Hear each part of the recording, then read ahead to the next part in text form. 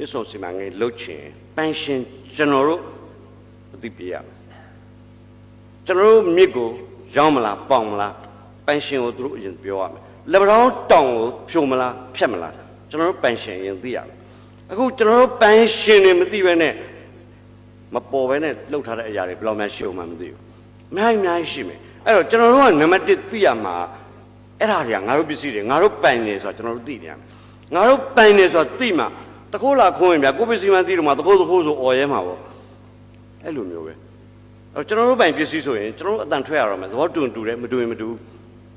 ဒါအတန်ထွက်ရတော့မယ်နော်ကျွန်တော်တို့တနိုင်ငံလုံးမှာရှိတဲ့ပြည်သူတွေကကျွန်တော်တို့ပိုင်နေဆိုသိလို့ရှိရင်ကျွန်တော်တို့အတန်တွေထွက်ရတယ်ပိုင်မှမသိရင်တော့ထွက်ချင်မှထွက်မှာပေါ့လက်ပံဖြစ်တာပဲကွာမုံရွာပဲငါတို့တက်ချီလေးတွေမှာမဆိုင်တာ